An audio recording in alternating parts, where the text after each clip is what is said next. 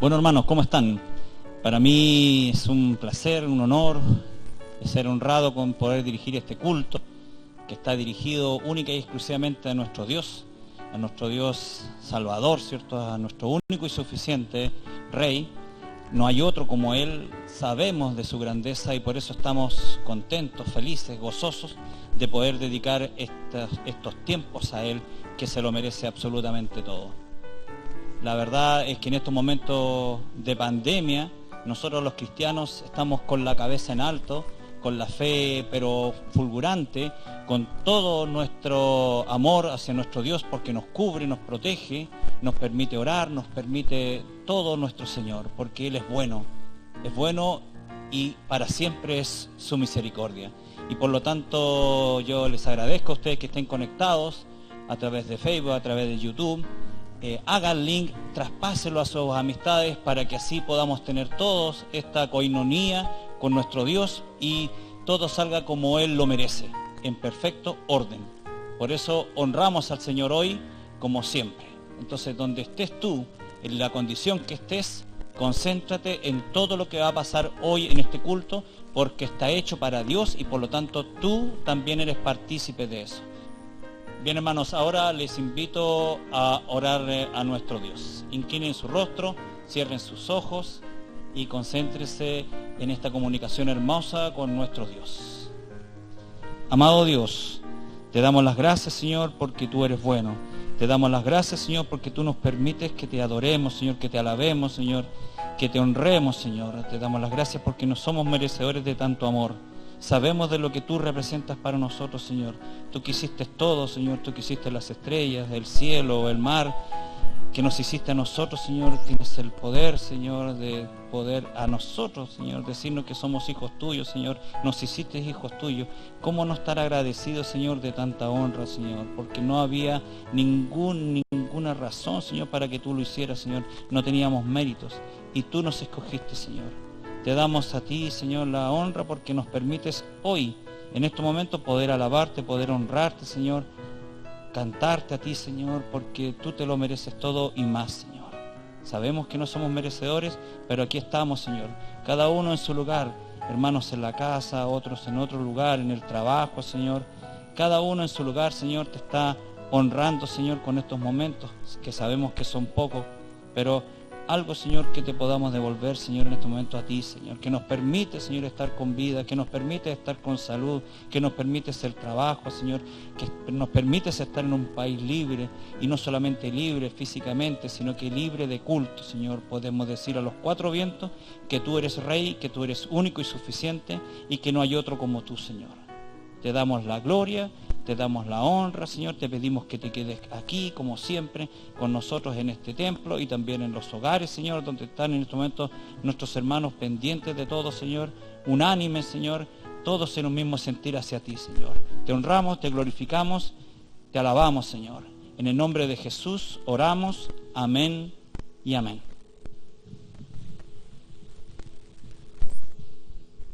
Vamos a proceder ahora a la lectura del Salmo. Ustedes buscan el Salmo número 30. Vamos a esperar unos segundos para que ustedes procedan a también poder hacer lectura en su lugar donde están de este Salmo hermoso que es el Salmo 30. Leo para ustedes en conjunto con ustedes en su hogar. Acción de gracias por haber sido librado de la muerte. Te glorificaré, oh Jehová, porque me has exaltado, y no permitiste que mis enemigos se alegraran de mí. Jehová, Dios mío, a ti clamé y me sanaste. Oh Jehová, hiciste subir mi alma del Seol, me diste vida para que no descendiese a la sepultura. Cantad a Jehová, vosotros sus santos, y celebrad la memoria de su santidad, porque un momento será su ira, pero su favor dura toda la vida. Por la noche durará el lloro, y a la mañana vendrá la alegría. En mi prosperidad dije yo, no seré jamás conmovido, porque tú, Jehová, con tu favor me afirmaste como monte fuerte. Escondiste tu rostro, fui turbado. A ti, oh Jehová, clamaré, y al Señor suplicaré. ¿Qué provecho hay en mi muerte cuando descienda a la sepultura? ¿Te alabará el polvo? ¿Anunciará tu verdad? Oye, oh Jehová, y ten misericordia de mí. Jehová, sé tú mi ayudador. Has cambiado mi lamento en baile, desataste mi cilicio y me ceñiste de alegría. Por tanto, a ti cantaré, gloria mía, y no estaré callado. Jehová, Dios mío, te alabaré para siempre. Hermoso salmo, hermanos. Hermoso. Ahora, en estos momentos, vamos a adorar a este Dios, a nuestro Dios, a nuestro Dios. Vamos a la adoración.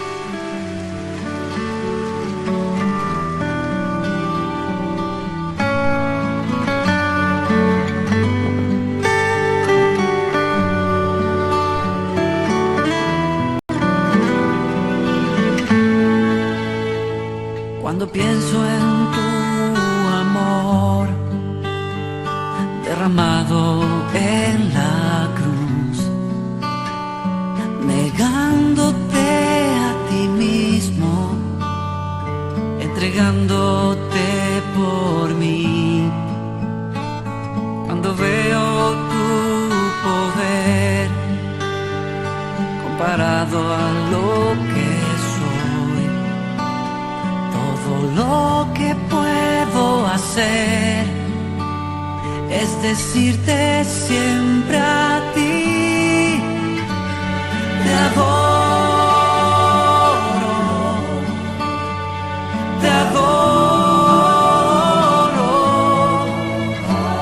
por el resto de mis días. Yo quiero amarte a ti. Te adoro.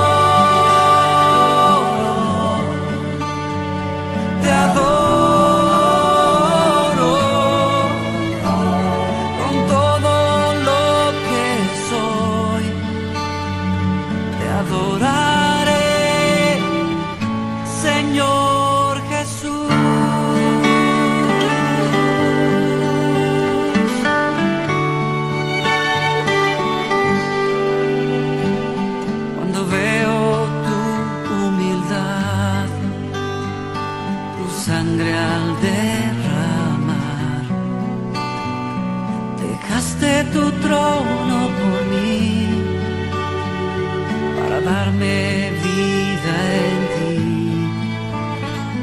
¿Cómo puedo pagar, oh Jesús, tu gracia sobre mí? Todo lo que puedo hacer es decirte siempre a ti. Te adoro,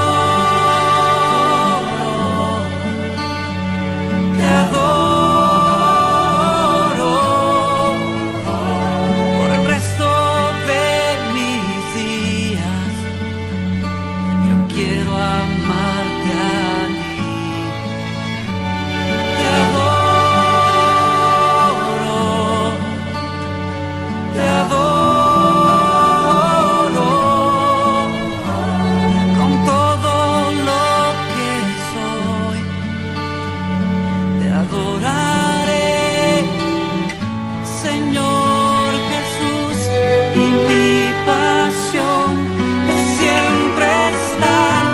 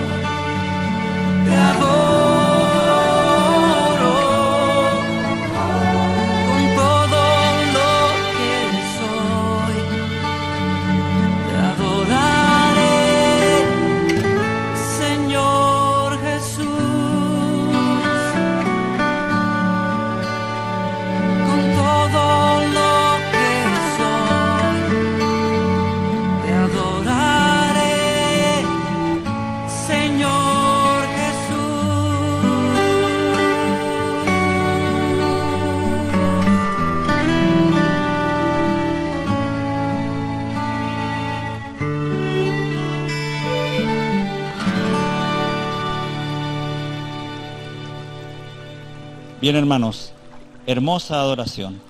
Ahora vamos a proceder a la prédica. Ustedes en estos momentos procedan a buscar sus cuadernos, sus materiales, ¿cierto?, donde ustedes van a poder anotar. Busquen lo que ustedes creen conveniente y así nosotros poder entre todos, ¿cierto?, sacar provecho de esto que el Señor nos tiene hoy para cada uno de los presentes.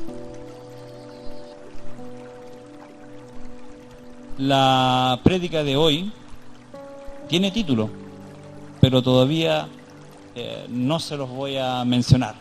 Yo creo que ustedes mismos vayan y hagan la deducción que va a caer por su propio peso.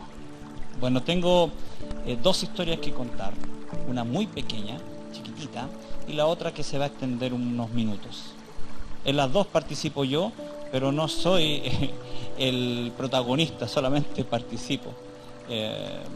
Vamos a la primera historia. Bueno, cuando yo trabajaba en la universidad tenía mi oficina, hacía clases de química y en uno de esos momentos, años atrás, se aproxima un chico, entra a la oficina y me pide si yo le pudiera resolver un ejercicio, a lo cual lo hice el ejercicio y se lo entregué. Y cuando él se estaba retirando, este chico llega y me dice: profe, ¿es posible que yo vuelva cuando tenga otras dudas? Al chico yo no le hacía clase porque él pertenecía a otro paralelo de química. Y yo sin ningún problema le dije: no, sí, cuando tú quieras, ven. Pero trata de que cuando vengas, lo que tienes en esa polera no lo muestres. ¿Saben ustedes lo que decía esa polera? Esa polera decía: Jesús te ama. ¿Se fijan? Así era yo. Es como bastante paradójico, ¿cierto? ¿Cómo se puede ayudar a una persona y a la vez decirle abiertamente: esa polera no vengas con esas cosas ante mí, te voy a recibir, pero eso no lo traigas? Siempre me acuerdo de eso porque un amigo que en ese momento era estudiante y que ahora es profesional, todavía me lo dice, me lo saca en cara y yo lo acepto porque no podía negar quién fui. Así era yo.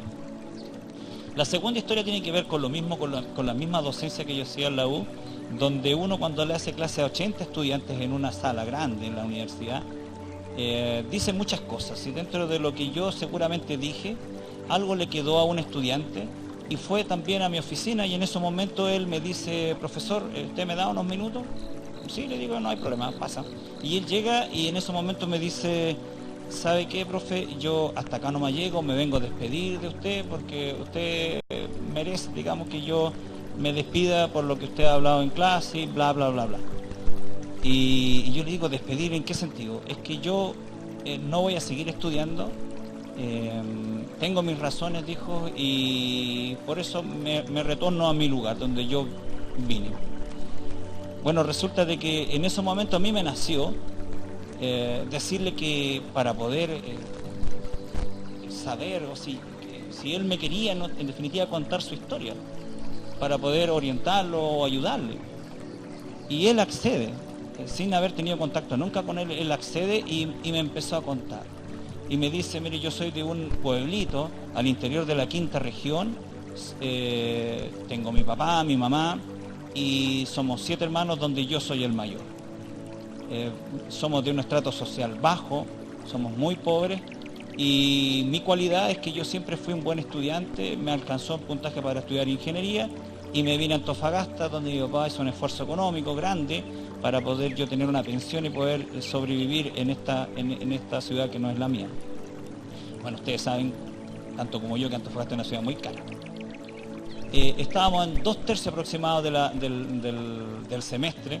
En la universidad se hacen, generalmente, al menos para la ingeniería, se hacen 3 pruebas, y al estar en 2/3 ya se habían hecho, de 3 pruebas se habían hecho 2. Y este alumno conmigo, a pesar de que también con otras asignaturas le había ido mal, conmigo ya tenía 2 rojos, y 2 rojos muy malos. Entonces él decía que se esforzaba, que se sacrificaba, que hacía caso a todo lo que yo decía como recomendación para los estudiantes nuevos, e igual le iba mal. Y como es un chico seguramente de un muy buen corazón, él me decía: profe, ¿sabe que yo, en vez de estar acá perdiendo el tiempo, prefiero volver a mi lugar, volver donde mis papás y ayudar a mis papás, sobre todo a mi papá, que es el que hace el trabajo más físico, ¿cierto? Y ayudarlo en sus labores y así poder no estar quitándole este dinero que lo está desperdiciando conmigo. Y en esos momentos yo le pregunto y le digo, ¿te puedo hacer una consulta? ¿Por qué crees que tu papá te mandó de este lugar tan lejano, te mandó acá? ¿Te has preguntado alguna vez? Y él dijo que no, que nunca se lo había preguntado. Entonces yo le dije, mira, yo voy a interpretar la razón de tu papá y espero no equivocarme. Entonces yo le dije, mira, a ti te envió para acá porque tú eres el primero, tú eres el primogénito. Tú, lo que está haciendo tu papá es hacer una inversión en ti. Porque si hoy se sido un mal estudiante no la hace, pero él intuye que al ser buen estudiante tú puedes provocar la movilidad no solamente tuya, la movilidad social, sino que te puedes provocar la movilidad de toda la familia, porque estás bien criado. Entonces, como primogénito, la imagen tuya sobre tus hermanos menores es vital, es de una importancia que a lo mejor tú no te das cuenta. Entonces, en estos momentos que te va mal, tú no te puedes retornar a tu lugar, porque simplemente el mensaje que vas a dar a tu hermano es que existe la derrota, que no se puede traspasar las clases sociales, que no se puede ir de un lugar a otro, cambiar la situación actual de tu familia. Y increíblemente tú lo vas a condenar a seguir en esa condición de pobreza toda la vida. Pero tú no lo sabes. Ahora sí lo sabes. Tienes la opción a poder seguir adelante, igual como cuando uno va contra marea, ¿cierto? Tú luchas, y si tú, y eso te lo digo yo por experiencia, si tú pasas el primer año de la universidad, generalmente tú vas a sacar tu carrera. Pero el primer año es vital para eso. Así que aunque vengan los rojos, aunque repruebes asignatura, no te vayas. Y te vas a dar cuenta que vas a dar fruto. Pero ahora no lo vas a hacer, sino que simplemente tú sigue el sacrificio, sigue adelante, no abandones tu carrera y simplemente tú persevera. Y bueno, esta historia continúa después de 3 años, aproximadamente 3 o 4 años, porque yo hice unos viajes y me encontré con él a la salida del departamento de química y él me reconoce y me dice, profe, ¿se acuerda de mí? Y yo lo observo y obviamente ya estaba más hombre, ¿cierto? Habían pasado su buena cantidad de años. Ya no tenía un rostro juvenil, sino que tenía un hombre ya era el rostro de un hombre ya hecho y derecho. Y él me dice, profe, estoy a 1 año ya de egresar. Oh, y le dije yo, qué maravilla. Pero además, dijo, yo estoy arrendando un departamento porque trabajo para una empresa minera donde me permiten estudiar y trabajar. Y sabe, me dijo, yo tengo 2 hermanos conmigo en este departamento, estudiando en la Universidad de Antofagasta. ¿Se fijan? El Señor obra así, a pesar de que en ese momento yo estaba muy lejano a Dios, pero simplemente el mensaje de esta historia es que este chico perseveró, ¿ya? Él perseveró. O sea, él tuvo la grandeza de que a pesar de que todas las circunstancias o casi todas las circunstancias estaban en contra de él, él no claudicó, él no se dio por vencido. Ese es el mensaje para nosotros, porque nosotros somos cristianos. En ese momento que yo conversé con él, nunca se habló de Dios. Ahora les voy a decir el título. Perseverar en el camino, perseverar en Jesús. Ese es el título de la prédica de hoy. Entonces, hermanos, ahora uno puede decir, nosotros los cristianos, ¿en qué debemos perseverar? Esa es la reflexión que yo los invito a ustedes. ¿En qué debemos perseverar? Y la palabra del Señor para hoy nos llama a leer Mateo 24:13. Mateo 24:13. Es cortito ese versículo, pero es decidor para esta prédica. Dice Mateo 24:13, mas el que persevere hasta el fin, este será salvo. Fíjense qué palabras tan bien puestas una en lugar de la otra, ahí, al ladito, sin que no quede ninguna duda de lo que tenemos que hacer. Repito, mas el que persevere hasta el fin, este será salvo. Y aquí les voy a dar una recomendación. El año pasado, aproximadamente en agosto, nuestro pastor Tomás, él hizo una de las prédicas que a mí en lo personal, que estoy 2014, ¿cierto?, en el camino del Señor, en esta iglesia, bendita esta iglesia, es una de las prédicas que me ha marcado. De hecho, nosotros la analizamos en la célula, la analizamos con los hermanos, palabra por palabra, poco menos, para sacar el provecho a esa prédica.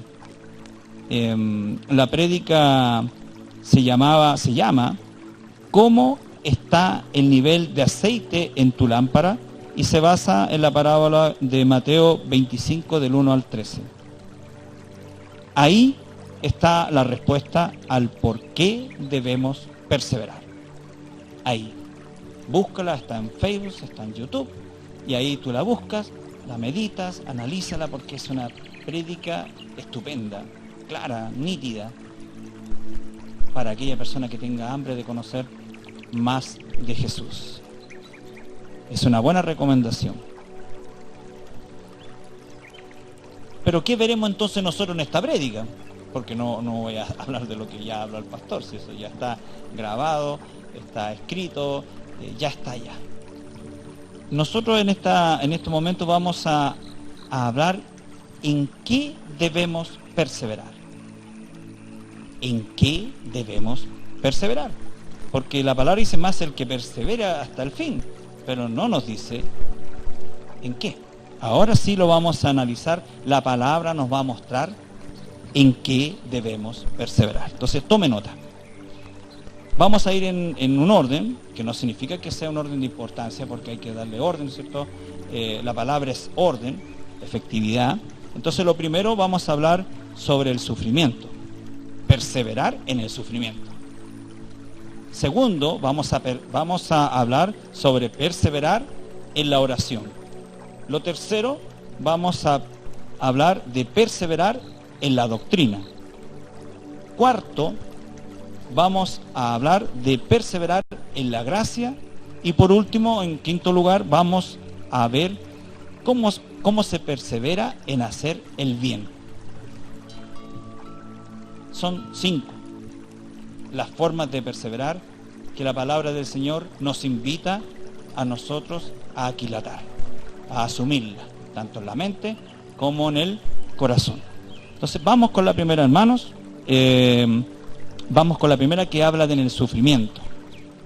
Es como si alguien no reflexiona bien esto, puede decir, pero ¿cómo Dios nos invita a sufrir? ¿Cómo puede ser que un Dios nos invite a sufrir? Y la verdad es que Dios no nos invita a sufrir, sino que Dios nos está avisando, nos está advirtiendo, si ustedes lo quieren ver de esa manera, qué es lo que va a suceder cuando ustedes comiencen a propagar o a evangelizar. Pero esto está dado para los discípulos. Ojo con eso, está dado para los discípulos. No es fruto de esta prédica a ustedes aclararle que lo que en resumidas cuentas es un discípulo, pero es un seguidor de Jesús, es un seguidor de la palabra. 24/7, como se dice ahora. Así que busquemos, hermanos, en la Biblia, ¿cierto? Mateo 10:22.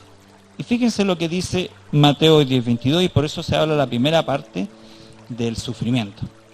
En Mateo 10:22 dice: y seréis aborrecidos de todos por causa de mi nombre, mas el que persevere hasta el fin, este será salvo.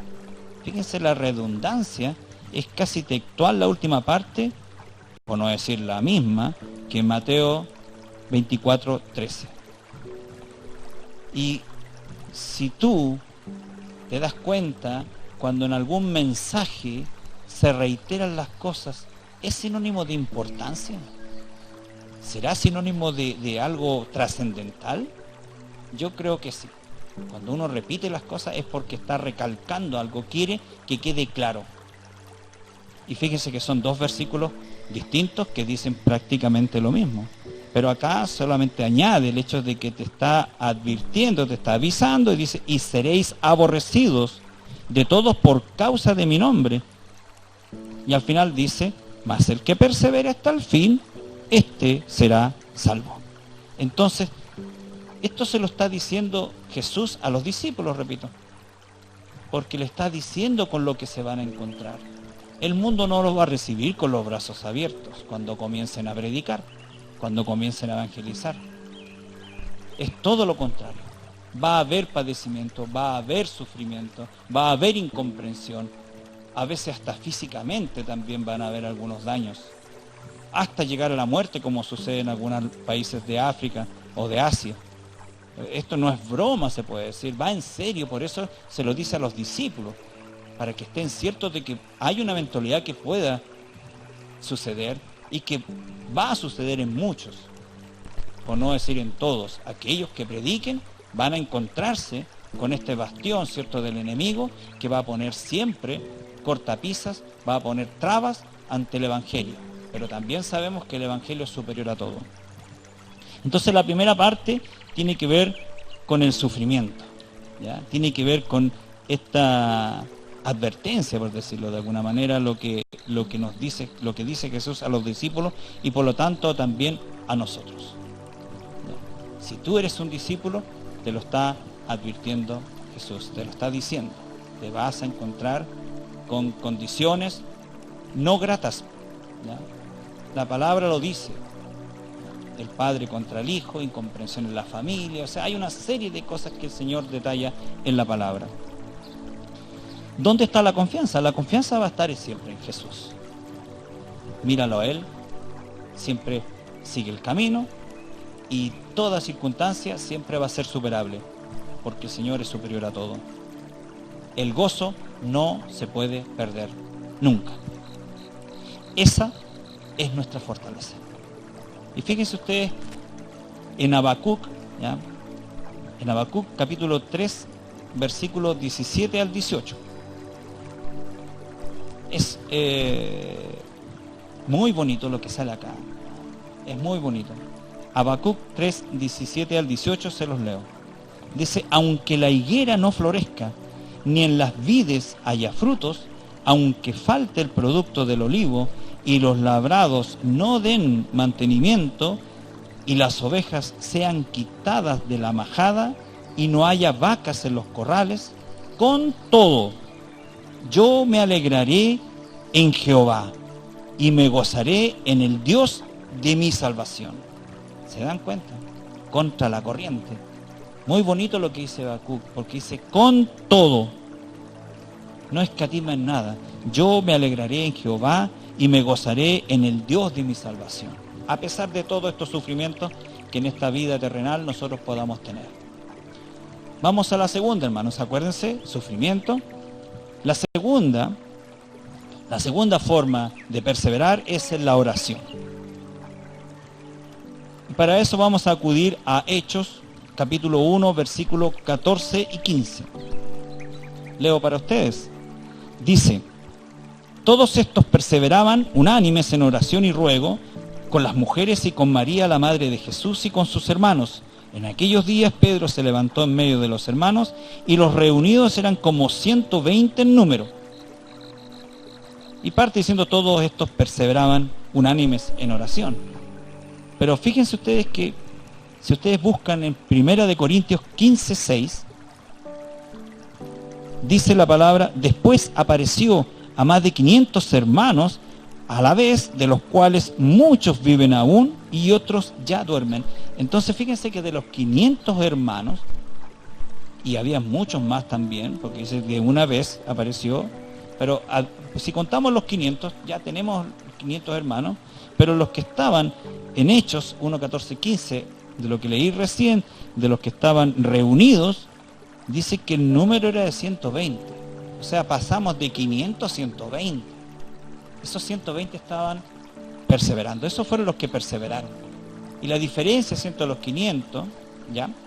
Esos no perseveraron. ¿Se dan cuenta? ¿Se dan cuenta el mérito de estar ahí alrededor de 10 días esperando? ¿Por qué estaban esperando? Porque tenían la certeza de que algo iba a ocurrir. Jesús dijo, vayan y esperen. Y ellos estaban esperando. Estaban perseverando. Les dijo que iba a aparecer el Espíritu Santo. Entonces, el Señor a veces nos pone pruebas, tarda, pero Él no cumple, digamos, no falla en su cumplimiento, sino que todo lo contrario, el Señor siempre cumple. Los tiempos los pone Él, porque ese es su mérito, ese es su soberanía, y ahí no nos podemos nosotros contradecir, ni menos cuestionar. Todo lo contrario, debemos aceptar. Entonces llevamos dos. Sufrimiento. Segundo, perseverar en la oración.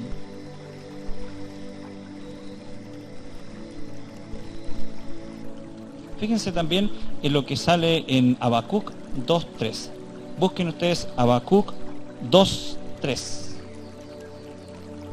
La palabra dice, aunque la visión tardará aún por un tiempo, más se apresura hacia el fin, y no mentirá. Aunque tardare, espéralo, porque sin duda vendrá, no tardará. Entonces eso es para que vean ustedes las promesas del Señor siempre llegan en su tiempo, no en el tiempo nuestro. El Señor es perfecto y no falla. Los tiempos de Él son los tiempos de la perfección. Entonces, vamos a la tercera forma de perseverar, que es en la doctrina.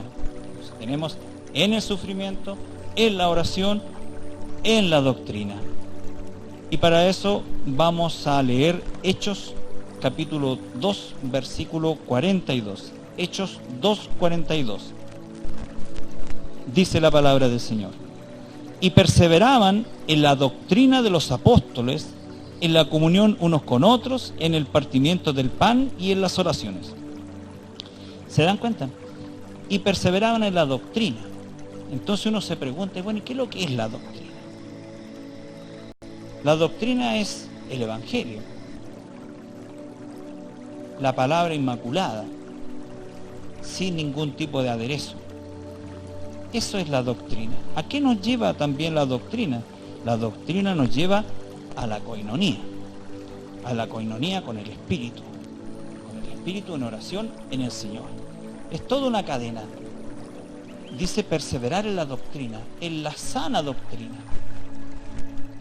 Hay muchas doctrinas y la sana doctrina es leer la Biblia, seguir los predicamentos, ¿cierto? Del Evangelio. No es otra cosa más que eso. Leerlo en el Espíritu para que nos pueda entregar su verdad. Y nos vamos a mantener en la doctrina, en la sana doctrina. Fíjense ustedes lo que dice Santiago 1:25.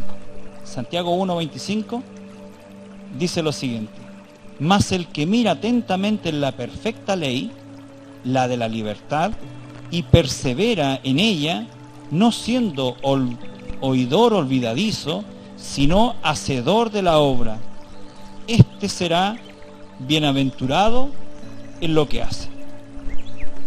¿Se fijan? No siendo oidor olvidadizo, sino hacedor de la obra, y esta persona, este discípulo, será bienaventurado. Ahora, si tomamos en Juan, en segunda de Juan, capítulo 1, versículo 9, fíjese lo que dice segunda de Juan, capítulo 1, versículo 9. Cualquiera que se extravía y no persevera en la doctrina de Cristo, no tiene a Dios. El que persevera en la doctrina de Cristo, ese sí tiene al Padre y al Hijo. Fíjense lo que dice Juan. El que se extravía, se perdió. ¿En qué momento uno se pierde? ¿Tú te has preguntado si estás extraviado? o tienes la absoluta certeza de que estás en el camino?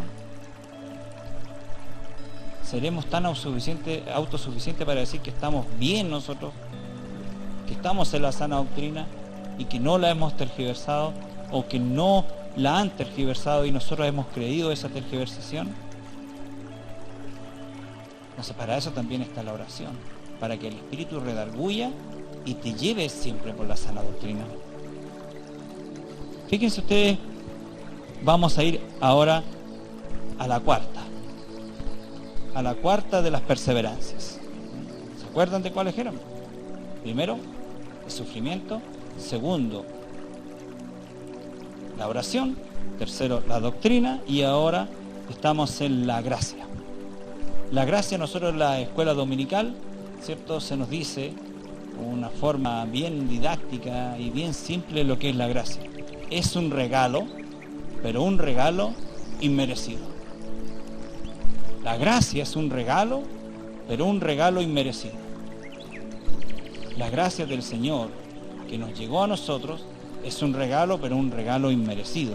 Entonces uno cuando lee, por ejemplo, en Hechos 13:43, vamos a reflexionar sobre esto que dice el Señor acá en Hechos 13:43, y dice: y despedida la congregación, muchos de los judíos y de los prosélitos piadosos siguieron a Pablo y a Bernabé, quienes hablándoles les persuadían a que perseverasen en la gracia de Dios. Miren, ¿a quiénes le estaba diciendo? A Pablo y Bernabé. Seguidores de Jesús, discípulos de Jesús. Y le estaban diciendo igual. Lo estaban persuadiendo que perseverasen en la gracia de Dios. ¿Qué podía suceder con Pablo y con Bernabé?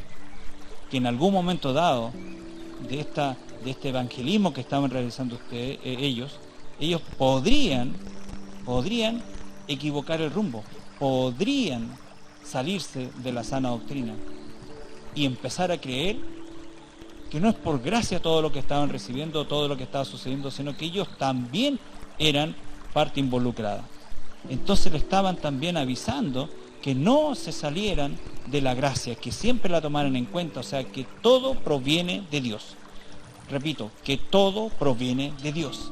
Entonces, si yo siempre tomo en cuenta eso, también estoy perseverando en que en cada cosa que yo hago, sé que el único y exclusivo partícipe es Dios, que nada tengo que ver yo, que si yo tengo un trabajo no me lo conseguí yo, el Señor me lo proveyó, que si yo tengo hijos, no es que yo me casé y escogí tener, no, el Señor me los proveyó, que si yo puedo estar en cualquier lugar libre, el Señor me lo proveyó, y todo por gracia. Cada cosa que me suceda a mí es por gracia. Ese es uno de los pilares, ¿cierto?, de estas perseverancias. Siempre tomar en cuenta que yo me debo a la gracia del Señor. Entonces, quiere decir también que cuando nosotros nos vanagloriamos, empezamos a hablar del yo soy esto, yo soy aquello. El otro día conversaba con una persona y le decía, fíjate tú cuando alguien se presenta, hay 50, 30, 70 personas que no se conocen y le dan el micrófono a la uno y le dicen, preséntate. Y dice, mira, yo me llamo tanto y soy ingeniero, yo soy médico, yo soy, no sé, futbolista, y yo soy mecánico, en fin, da el oficio, la profesión que tenga. O sea, la persona se identifica con eso. Porque necesita, ¿cierto?, decir, mira, esto soy yo. Generalmente se asocia a ser un profesional. Pero va a llegar el momento en que tú vas a sentir esa gana, ¿cierto?, provocada por el Espíritu Santo, te va a redarguir y decir, yo soy un hijo de Dios. Yo me llamo Juan Mondaca y soy un hijo de Dios. Fíjense la presentación. ¿Ustedes creen que van a causar algún tipo de suspicacia, algún tipo de resquemor en los que lo están escuchando? Seguramente más de algún cristiano lo va a escuchar, pero también van a haber otros que no les va a gustar la presentación, porque no están acostumbrados. ni nosotros tampoco estamos acostumbrados. Entonces, también nos queda como tarea, ¿cierto?, el poder no sentir vergüenza de lo que somos, sino que todo lo contrario. ¿Ya? Tener siempre la preeminencia de que nosotros somos hijos de Dios y por lo tanto lo tenemos que decir a tiempo y a destiempo, en todo lugar. Identifiquémonos. A eso nos combina la perseverancia. Y la última de todas, y no por eso menos importante o más importante, dije que no tenía orden jerárquico, la última de todas es hacer el bien. Hay que perseverar en hacer el bien. ¿Cuál de estas 5 es más complicada una que otra, de acuerdo al carácter que tenga cada uno? Yo me acuerdo hace años, con mi hermano Rodi, en una clase que nos dio, él me aclaró, porque yo tenía ciertas dudas en torno a eso, lo que era el carácter. Porque hasta el momento uno dice carácter fuerte, carácter débil, y él al menos me quedó muy marcado eso, de cuál es la diferencia entre un carácter débil y un carácter fuerte, pero que la gente que decía o que uno lo atisbaba como que tenía un carácter fuerte, justamente era el más débil de todos. Son mecanismos de defensa. Entonces hay que tener mucho cuidado cuando uno le dice a una persona que tiene carácter fuerte y esa persona como que se tiende a creer que es así y que poco menos que no le entran balas. No, es todo lo contrario.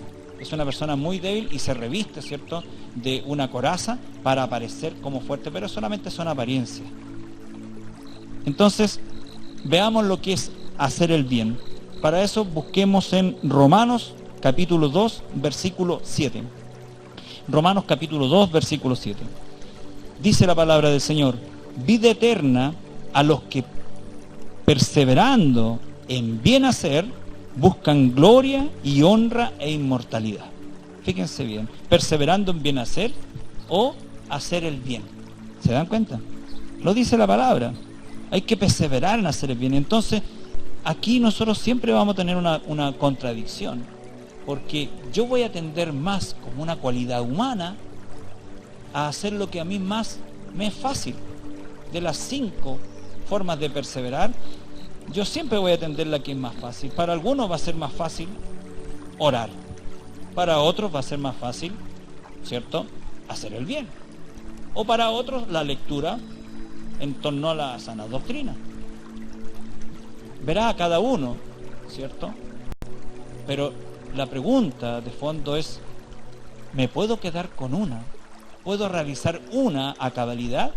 ¿O no tendré yo que procurar, ¿cierto?, propender a realizar las 5? En esta vida, ¿qué es lo que deberé hacer? ¿Podrás tener la respuesta tú mismo? Yo creo que no. Busca la respuesta del Señor. Búscala en la oración. Que el Espíritu Santo te redarguya y te diga, si es que tú no ves, en cuál estás al debe, en cuál estás fracasando o en cuál te estás extraviando. Porque las 5 son pilares fundamentales. Fíjense ustedes lo que dice Gálatas 6:9. Dice: no nos cansamos pues de hacer el bien, porque a su tiempo segaremos si no desmayamos. ¿Se fijan? A su tiempo segaremos, que es una forma de cosechar. A su tiempo, dice, segaremos, pero si no desmayamos. O sea, aquí no hay que claudicar, ni hay que darse vacaciones, no hay que entrar a buscar una pausa. No, esto es sin pausa. Esto es continuo, absolutamente continuo. Tu perseverancia no se puede dar lujos. Tú tienes que seguir estos 5 predicamentos, los 5 pilares del cimiento. Si nosotros podríamos hacer algún resumen, vamos a decir, de nuevo te voy a repetir en Mateo 24:13, que dice: más al que persevere hasta el fin, este será salvo. Entonces, la palabra nos decía que hay que perseverar en el sufrimiento, en la oración, en la doctrina, en la gracia y en hacer el bien. Perseverar, o sea, ser constante, a pesar de todo, seguir adelante. Si tú lo asimilas, por ejemplo, a una mesa de 5 patas, o a estos palafitos de Chiloé, ¿cierto?, estas casas lindas, hermosas, que están puestas sobre el mar, con 5 pilares, ¿qué pasaría si alguno de esos pilares no estuviera en equilibrio o a la misma altura que el otro? ¿Qué pasaría con ese palafito? ¿Qué pasaría con esa mesa, con ese edificio?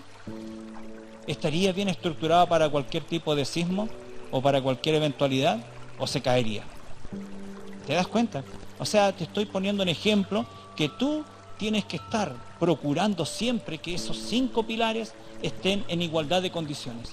Obviamente que nosotros vamos a tener inconvenientes. Obviamente, ¿por qué? Porque por nuestro carácter, nosotros vamos a tender más a uno que a otro. Pero no nos dice Dios que hagamos eso, que hagamos lo que nos guste. No, nos dice todo lo contrario. Nosotros como cristianos tenemos que hacer un montón de veces todo lo que no nos gusta. Eso es una casi tortura porque sufrimos. Pero ese sufrimiento, al menos lo personal, es superior. Este Juan cristiano, este Juan hijo de Dios, es superior al Juan mundano, al Juan que estaba en el mundo, al Juan que andaba perdido, al Juan que decía, tápate esa polera porque yo con eso no voy. ¿Se fijan? Es superior, este gozo es superior. A pesar de los malos entendidos, a pesar de los garabatos que te lleguen, de que te apunten con el dedo, de que te traten de conservador, de que te digan cualquier cosa, tú persevera. Pero no perseveres en una, persevera en las 5. Y el Señor seguramente abrirá las compuertas y te dará una lluvia de bendiciones. Porque el Señor ve tu corazón. Ese no lo ve nadie más que Dios. Por eso Dios es Dios. Por eso es nuestro Rey. Porque Él ve tu corazón. Entonces va a ver ese esfuerzo que tú vas a hacer. Va a ver esa perseverancia.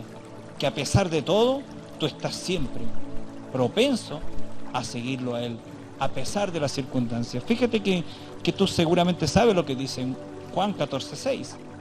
Tú sabes que dice que yo soy el camino, dice Jesús. No dice que su camino es cómodo, no dice que su camino es confortable, no dice que tú vas a tener miel sobre hojuelas. No, todo lo contrario, sino todo el mundo seguiría a Jesús. El camino es difícil, pero está hecho para ti, porque Jesús te marcó.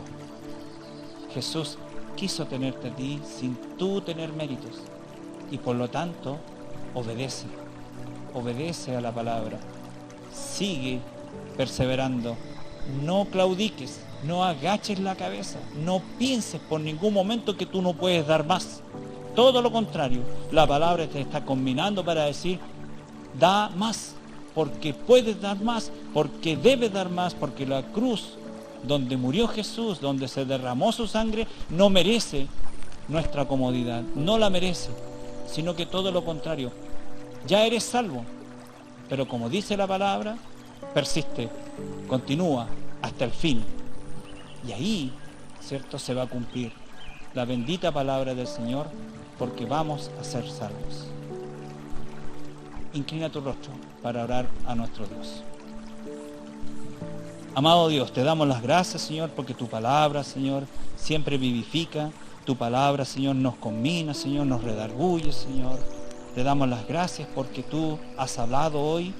Tú has dicho, Señor, a nuestro corazón y a nuestra mente lo que debemos nosotros hacer, Señor, para no decaer en ti, Señor. Tú sabes mejor que nosotros, Señor, de nuestra debilidad. Tú sabes, Señor, lo débiles que somos, Señor. Por eso pedimos a ti, humildemente, Señor, que nos des mucha sabiduría, mucho coraje, mucha templanza, mucha perseverancia, Señor, porque la necesitamos. Nos dejamos estar, Señor. Creemos que lo hacemos bien, porque somos soberbios, Señor. Tenemos mucha vanagloria. Te pedimos perdón, Señor. En estos momentos sabemos que tú nos has ordenado.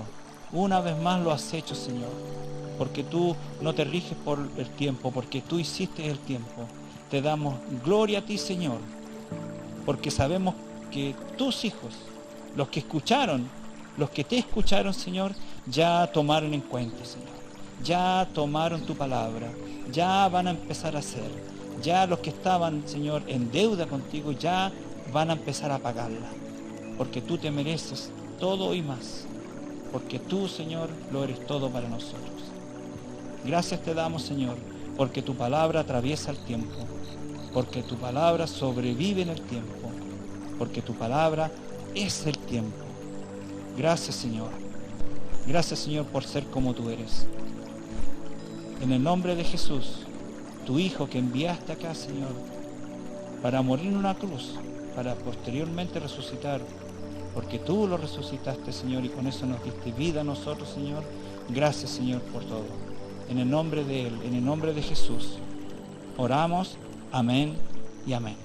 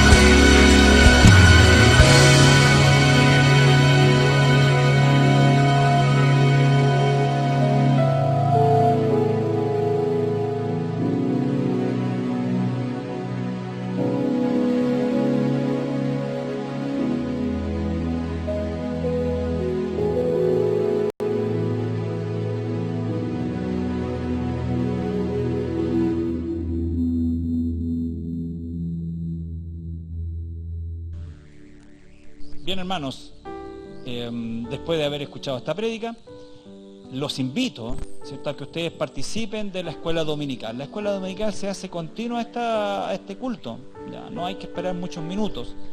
Está también los enlaces, se les entregan, por lo tanto participe de la escuela. Nunca es tarde para aprender, hermanos, nunca hay que tener suficiencia y decir qué me van a enseñar. La palabra de Dios siempre enseña y nosotros ahí escudriñamos la palabra. Nuestros maestros nos enseñan todos los domingos, Señor, algo nuevo, algo muy importante, porque la palabra del Señor merece eso, que nosotros le demos el tiempo. Así que si tienes cualquier cosa, es darle el espacio al Señor. Asiste a la escuela dominical, que es, como dije, continuo a este culto. También está la escuela para los niños, que es en la tarde. A las 5 de la tarde también están puestos los enlaces, por lo tanto, tú acude a ellos. Si no tienes noción, pregúntale a un hermano que tenga más claridad en torno a los horarios, ¿cierto? Que dije que eran la escuela dominical para adultos después del culto y para los chicos, para los jóvenes, para los niños en la tarde a las 5. Y también te invito, obviamente, al culto de oración los miércoles, todos los miércoles a las 8 de la noche, y los cultos dominicales, que son el domingo a partir de las 11 de la mañana, y también para ustedes pasen el dato a los que no pudieron estar hoy por ese motivo, que también es a las 8 de la noche. Entonces ahora juntémonos todos en forma virtual, ¿cierto?, para alabar al Señor mediante una alabanza de júbilo.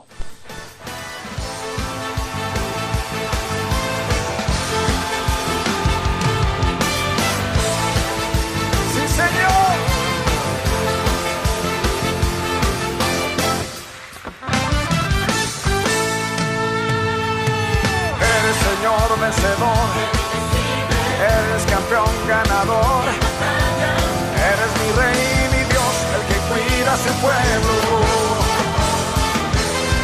Eres Señor vencedor, eres campeón ganador, eres mi rey, mi Dios, el que pueblo.